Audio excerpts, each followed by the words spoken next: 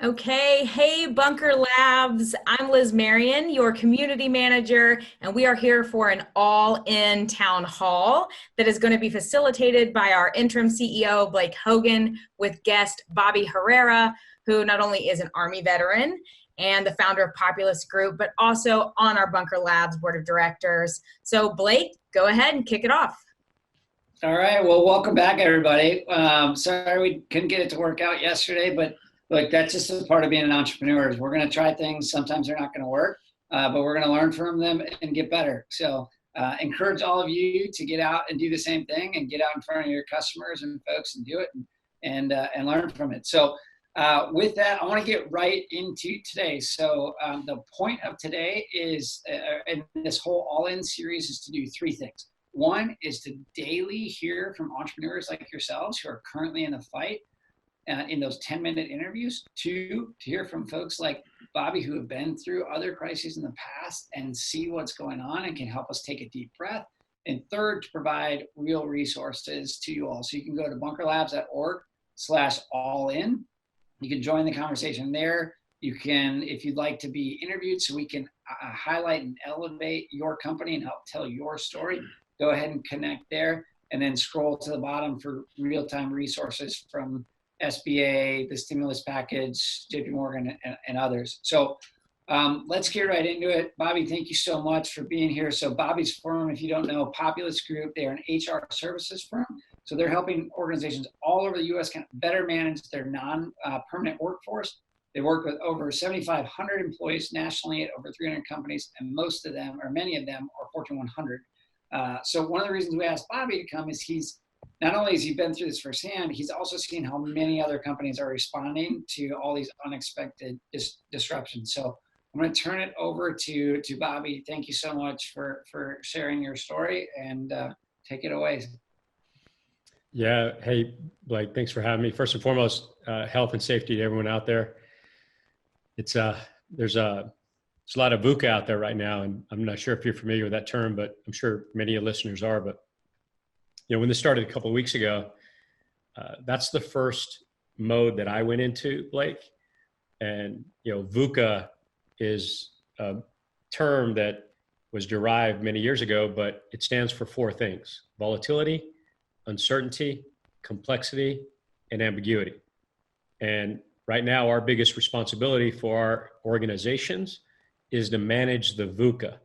And so first and foremost, when things started escalating a few weeks ago, that's the mode that I went into. Is all right, I've got to zoom out and figure out how I manage the VUCA, because it's going to change from one day to the next. So Blake, we can build from there and perhaps either answer questions or evolve the dialogue. So you tell me. Let's serve your audience the best here. Okay, great. So let's do just a couple of tactical questions that I've got, and then we'll start to open it up, and then as they come in, we can continue to have a conversation around it. So, all right. So you mentioned VUCA, and then you mentioned. So if you would just again go through the acronym again, so we can hear what. Yeah. So it's volatility, uncertainty, complexity, and ambiguity. Yeah. And then, so you mentioned, so the first thing you did was zoom out, right? So So if I look at it, let's add a little context here. So under normal everyday conditions, COVID-19, what we're all going through right now, under normal conditions, whatever organization you're running, people are asking three fundamental questions. What's the purpose? What's the plan? And what's the process? So those are three standard questions that everyone in every organization is always asking. And under times of disruption and stress that we're under now, where VUCA is changing from one day to the next, those questions get amplified to a greater degree for either our customer and or the people that we're leading. So when things started to hit the fan a few weeks ago, the mindset that I went into is like, hey, in order to manage the VUCA here per se, I have to bring exceptional clarity to the people that I'm serving for those three questions. Does Absolutely. Yep. context. Absolutely. So Yeah. so quick follow up on that is, do you, and I know you, so for those of you that haven't read Bobby's book, The Gift of Struggle, so Bobby is a storyteller at his core. And so I imagine you've got, some clear, pretty succinct messaging that you're using. Yeah. Love to hear a little bit about that messaging. And then I want to ask quickly about 2008, because I know you opened your Seattle office and Chicago office in 2008. And then for those that are listening, I'd ask you to start thinking about your questions and start populating them in the chat right now, because this is about you. This is not about Bunker. This is about you telling your stories. So please start doing that. So if you would kind of talk to us a little bit about kind of the messaging that you're using, and then love to hear around some of the responses made in 2008. Yeah, got it. So, hey, Blake, in English, I think what I heard the question is, hey, paint a little bit more context as to how you fundamentally and normally do things. And then two, maybe take us back to that time and how that's continued to play out since then and bring us to today, right? Yes, absolutely. All right.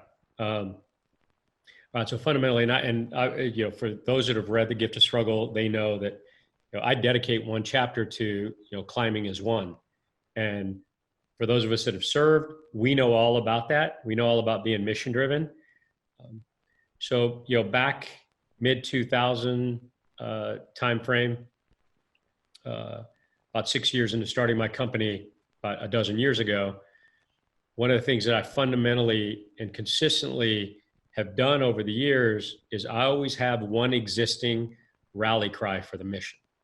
So for my organization. So in other words, at any given time, everyone in my organization knows the single most important thing that we must accomplish together. Right, so that's fundamentally how things ordinarily work for us. Well, if I go back to the previous major disruption, you're talking about 2008 when the mortgage industry went to bleep and everything else around that ecosystem really caused significant challenges for everybody. I was about several years into that consistent rally cry methodology. And things that I learned throughout that point in time that are really coming to life for us and we're really benefiting for us now is, first and foremost, it's called OCC, over communicating clarity. And in times like this, just like then, whatever message frequency you are on, like assume you're doing it at maybe a third. If you permission to play is to over communicate, but when you're in times like this, like I was back then, like all my messaging, two things I want to say about that. All my messaging significantly increased, and my timing of when those messages were coming to the organization became very predictable, right? So for example, like now, not only does everyone understand what our, revised mission is right now, but they also know exactly when they're going to be hearing from me and how. So right now you want to remove any type of unpredictability or guessing from your organization as to when they're going to hear from you. I'll pause there, Blake, because I want to make sure that's. Well, and I'm taking notes here too. So I want to be a student of this as well. So I think,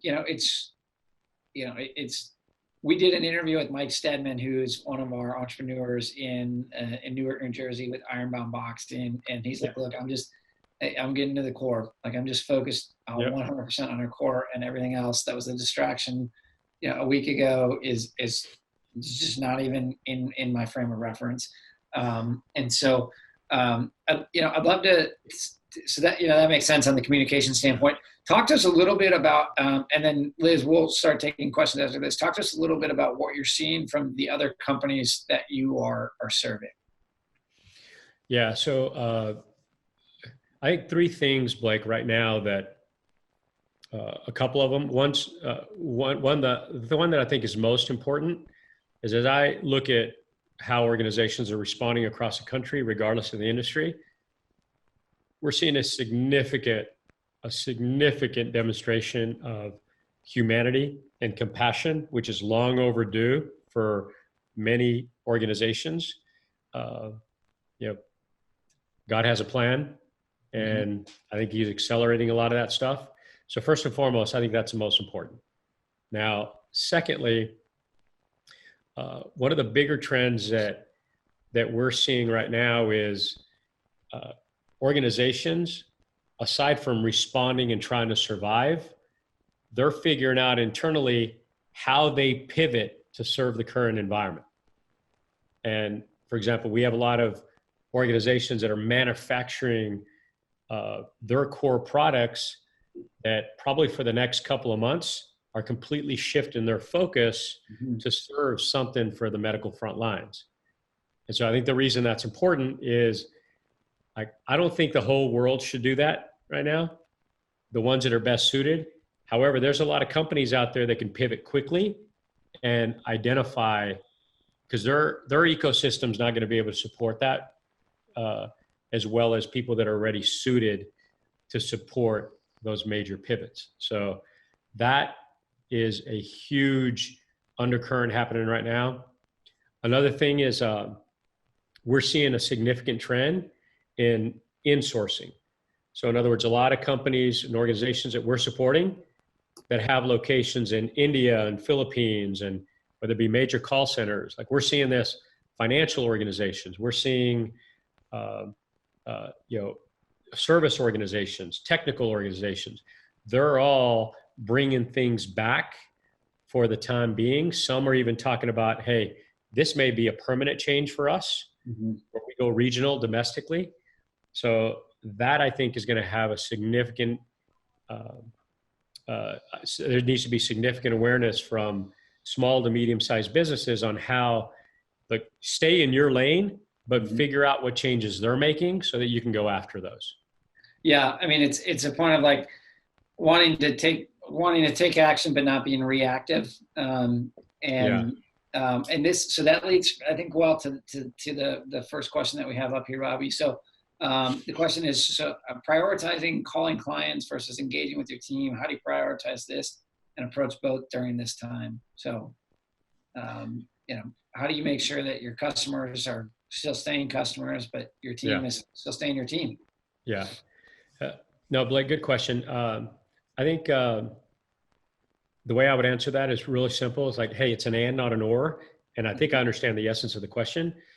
My philosophical approach has always been, hey, look, the healthier your family is, the healthier your customers are going to be. So I always do it in that order, is making sure first and foremost, the people that are serving them, they have everything they need. And I'm disproportionately prioritizing my focus there. Because you can say whatever you want to your customers. If the people that you're serving and that are doing that for you, if they're not good, it's not going to matter what you say over here.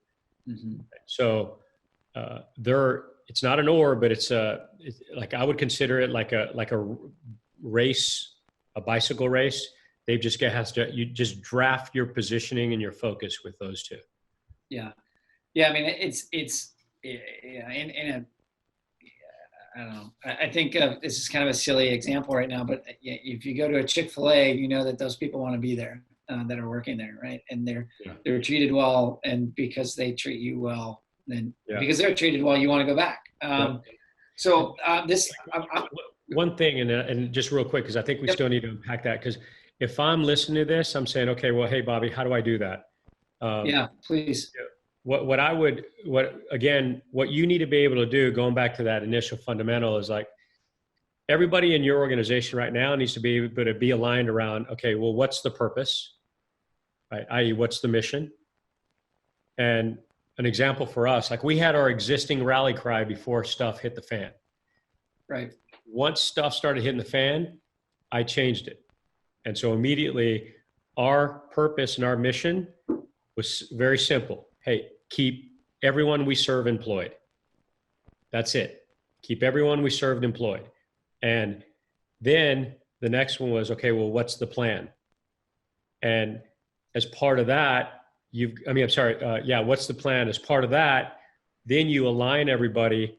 It's like, okay, who does what, where, when, how, and you build in everything around that to go forward. And everybody needs to know what everyone else is doing. And then the third part is, all right, well, what's the process? And that's where, for example, like whatever your communication rhythms were before, like people have to tangibly know how those types of things are changing. Right. So our weeklies are now a daily check-in, and the organization needs to know, okay, they're going to hear from Bobby Monday, Tuesday, and Wednesday.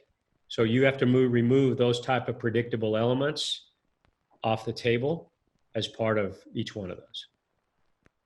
Yeah, and that's good. I mean, no, it does. I mean, it's also sort of, it reminds me of the 5-paragraph order, right?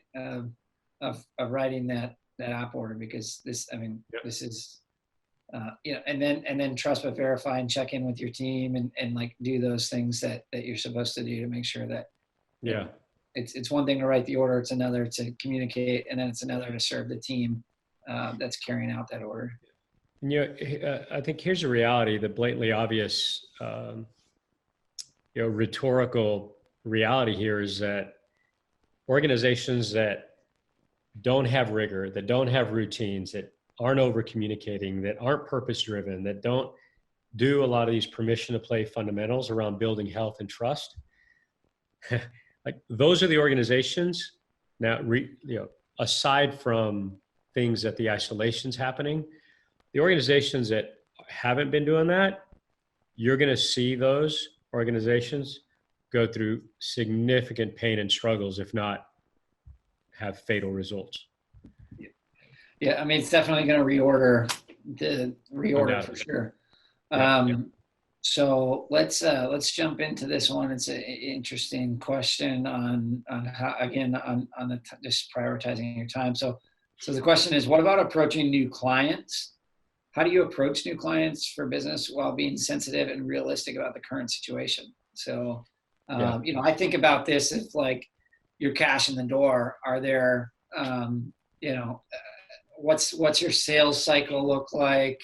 Are there things that can be closed quicker? What are the longer term ones? And how do you not ignore, opportunity, but you also want to be cognizant and not tone deaf. Right. So. Yeah. I think, Blake, I'm going to make some assumptions here.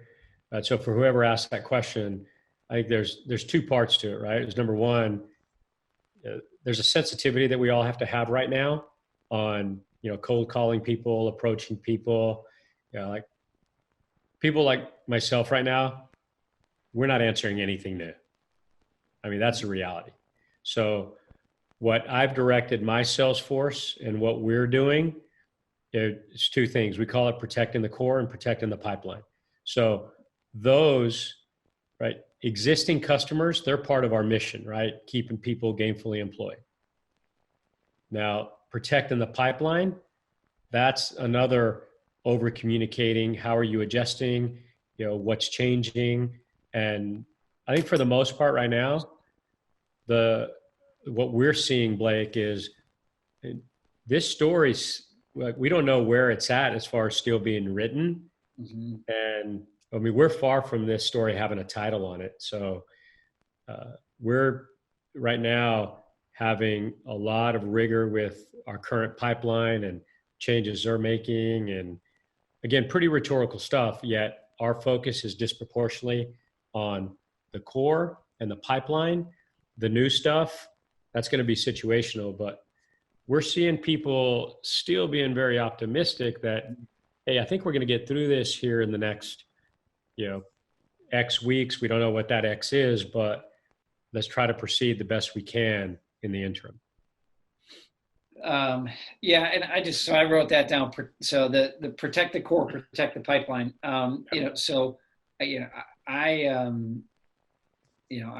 Sales is something that I enjoy, and it's what I think I'm decent at. And so, what I hear there for companies that are out there, those customers that you are currently serving, you got to love on them. Yeah. And I think you should, correct me if I'm wrong here, Bobby, but I also think you don't need to be on the defense here, and assume a defensive posture. And to me, offense means calling and being open and being really transparent.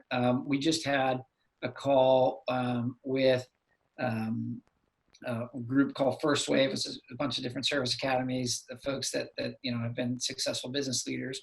And an entrepreneur was talking about losing their company, or they built chemicals and pharmaceuticals. So they actually put the chemical compound in a chem light in the military and all kinds of other things. But their company was flush, or was flooded, and they didn't have flood insurance. They had to figure out what they did. And he just got on the phone with every single customer and every single vendor and said, with all the customers, said, like, hey, can you give us a bulk order? What can we do now that you would normally push off till later? And was just very open and transparent. Said, this is the problem. This is where we're at. This is what we can do. Can we do that? And then same thing with the vendors, and said, hey, can we shift my terms? Now you might not be able to get it, but I think as military leaders, we often don't want to ask for help. And asking for help is not a sign of weakness. It's a sign of strength. And and people appreciate that, and they know you're doing it because they're all doing it as well. So protect the core, protect the pipeline should, in my mind, means go out there and have very open and honest and transparent conversations with your customers. Because, one, you got nothing to lose. And two, it might be the cash you need to keep the lights on a little while longer. Yeah. Now, Blake, I think the only thing I would point back to is something that we already highlighted for the person that asked the question is, remember, what you want to prevent yourself from doing right now is getting out of your lane and you pivoting. Right. So identify those that are pivoting. And right now, if you can't, well, for whatever service you're offering, if you don't have a really good grip on who's having to pivot because of the current dynamics, get the answer to that. And that's your new target list. Like, those are the people that you can go after, yet also know that for every one of those that you say yes to, it could have downstream effects. So like me personally, and for us, we're not doing very much of that right now, only because the reality of it is, hey, we just don't know, and nobody knows. And so we've had some organizations that have pivoted approach us and say, hey, can you help us with X? And to your point, we're staying on offense. We're not saying yes to anything too early, because we don't know what's going to happen 3-4 weeks from now. And we have a lot of other people that are relying on us. Mm-hmm. Yeah, so that's great. We're far from 2-minute offense. Yeah, absolutely. Yeah. It's no telling how it's going to unfold. So the question here is, Bobby, your book is Gift of Struggle. Many people are struggling during this time. Any advice for how to look for that gift while you're still in it? Yeah, no doubt. I love that question, Blake, because, hey, let me tell you what I'm doing with my organization. So if your audience can see, this is a little pamphlet right here. Yep. Just a little pamphlet. When things started hitting the fan a few weeks ago, as I'm having conversations with my team, again, part of managing the VUCA is helping your team think really well. Mm-hmm. Right? So it's a story control, narrative control exercise. So here's what I did so that people could actually tie some action to it. Every conversation that I'm having with my leaders, with my team, I'm asking, hey, what are we learning that's helping us? What are we doing that's changing the way we do things so that we can do it differently? And I've started actually directing them and encouraging them. I'm writing them down. I'm having them write them down. Right now, I'm on page 7 of great ideas I've heard or new ideas that I've heard during every one of these conversations. So I'm actually having my team, and I'm being directive in an encouraging way, write that down. Yep. Because I'd rather be directive than you be resentful several weeks down the line. And every one of them said, hey, I'm on page 7. Catch me if you can. Right. So I'm helping them think really well by shifting their focus to start writing things down. Because Blake, I can't remember what the hell I had for lunch yesterday. Right. So that's how I'm helping them see the gift in the current situation and all this struggle, and as we're managing homeschooling and all the craziness. So. Yeah, and that's another thing. So I think it's really important to get some of the tactical stuff out of, like, protect the core, protect the pipeline, things like that, to clear the way for people to think. How do you how are you addressing the the homeschooling and the working from home, and and just like I guess the question is more around, like, recognizing the fact that people have a lot of stuff going on right now, and the work is somewhere in the mix of all these other things. Yeah. Well, I think I'm going to answer that in two parts, Blake. I mean, hey, first, everyone's going through it, right? I mean, you and I were on a call yesterday, and you saw my daughter's stuff just scattered everywhere here in the barn. And I was on a call earlier this week with my exec team from across the country. We're on video, and we're in the middle of going back and forth on some of the hot things moving real quickly. And while I'm talking and asking some questions, my 11-year-old sneaks into the barn, walks around the corner, and in the middle of the conference call proceeds to try to scare the living bleep out of me. And he's like, boom, right? And all my whole team sees it, right? And so I'm like, so I grabbed him, put my arm around him and said, hey, everyone, meet Santino. And, everyone laughed. So right. I'm just being very real about it, like everybody. And I'm actually making people take their blocks. Like, right.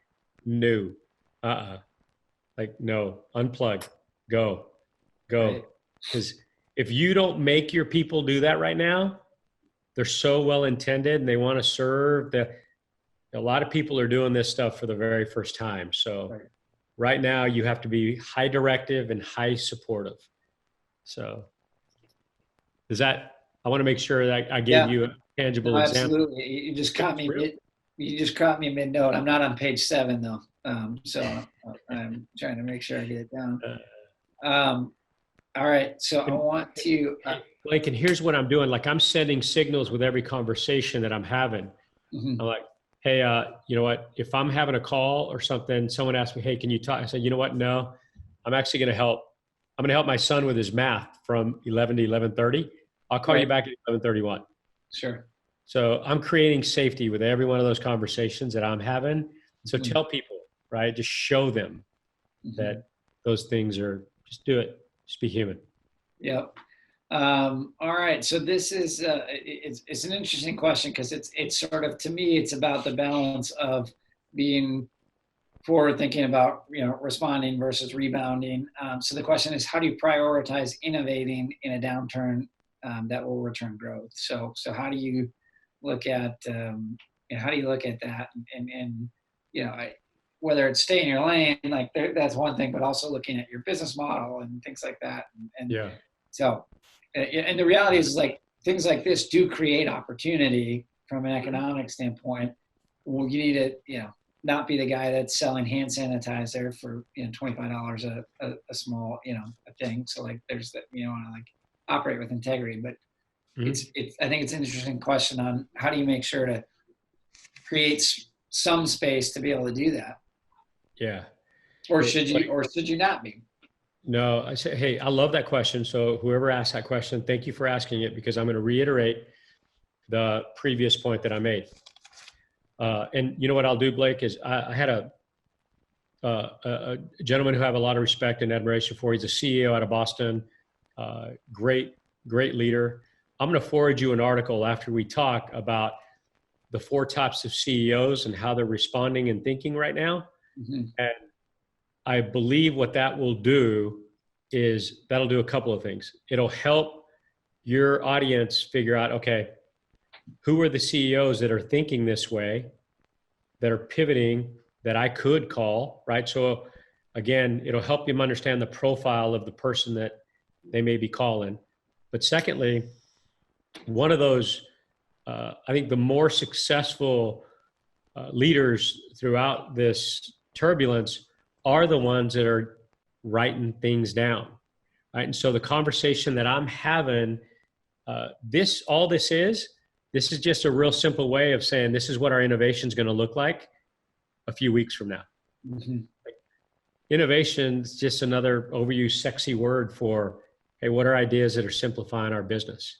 Sure. And what I'm doing is I'm telling every leader in my organization, when we come out of this, all I'm going to do is ask you about what you wrote down, and I'm going to invest in those best ideas. So that's how you tie action to this down the road, and it's more than just a conversation. But I'm sending them those signals now. I'm writing these down, Bobby. All right, so we're starting to get to where we need to wrap up here. So let me look and see what questions we have here in the chat, and then make sure we're cognizant of time so folks can get back and get in the fight here.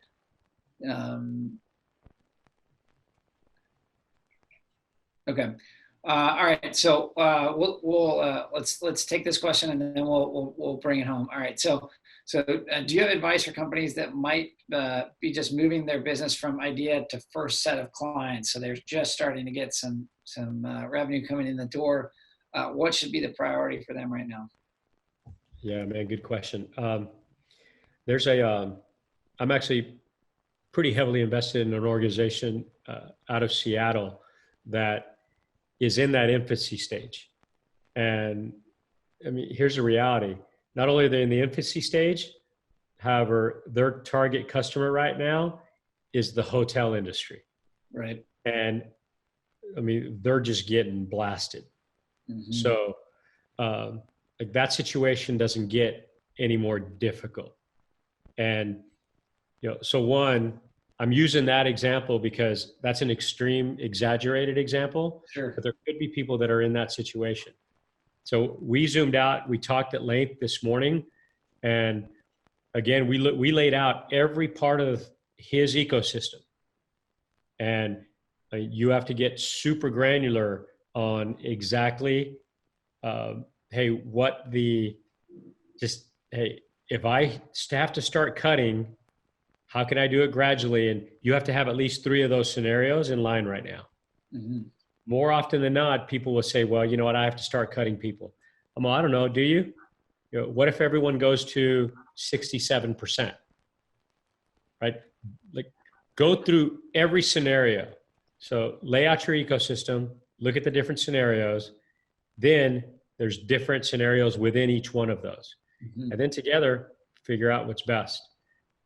But I wanted to start with that exaggerated example, Blake, because there's a lot of real ones like that happening right now.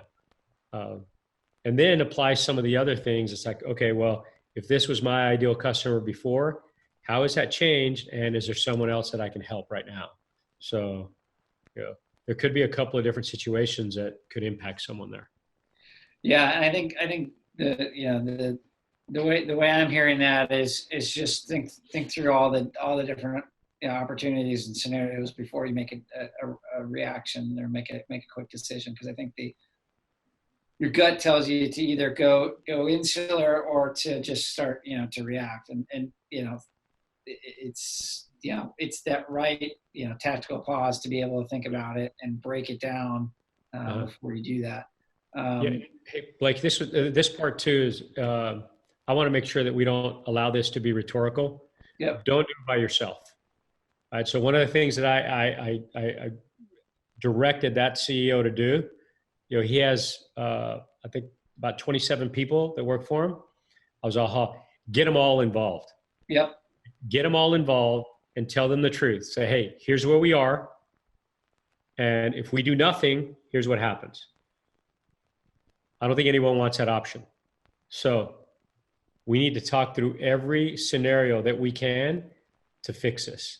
Right. Mm-hmm. So easier said than done, but you have to be painfully transparent and get everybody involved, because I've seen too many scenarios where someone who has more information than the leader they're going to be like, hey, well, what if we did this?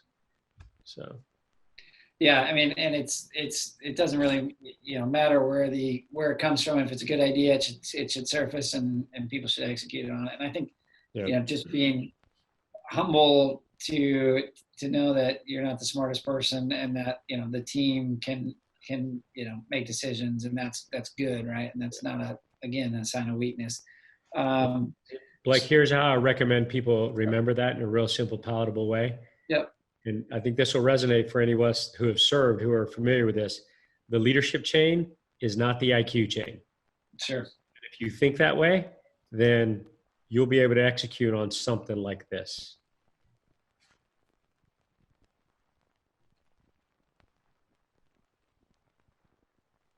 Well, then we're good if I'm acting CEO then, because with my IQ. So as we right, yeah, I'm like, look, we've got smart folks. So I'm gonna start to wrap up here. So I want to pull out a couple of points from this here and give you the last word. And but before I do that, so for those of you that your questions were brought up here, if you could follow up, Liz, if you could follow up with them, I'm going to be sending them Bobby's book. So if your question was surfaced here, please let us know, and we're going to get you the book. Okay, so a couple of points here. So protect the core, protect the pipeline. Be highly directive, highly supportive. Create space for people to think, and what they are writing down will be the things that you'll invest in later. So I'd love for you to take the last word and bring us home, and then I'll just send it over to Liz to wrap us up. Yeah, I mean, Blake, I don't really have any pearls of wisdom or anything to share here at the end. I mean, we're all doing our best. I just encourage everyone to be as human and compassionate as you absolutely can. People are doing the best they can, and they will figure it out. This is going to be the great equalizer in business. And I think when we look forward a few weeks from now,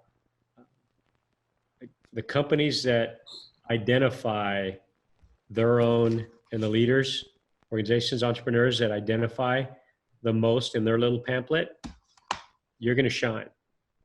You're going to shine. So keep building your list, keep staying patient, and we'll see. And we'll see. Thank you, Bobby. Liz? Well, thank you both, Blake and Bobby, for sharing. Blake for facilitating as always, and Bobby for sharing your experience and your wisdom with our group.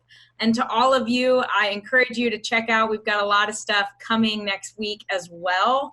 On Monday, we are going to be joined by our Southwest Regional Experience Director, who's also going to lend some pearls of wisdom. And if you check our events page, we just added some virtual coffee dates and virtual happy hours for our community to get together. So we will see you all next week.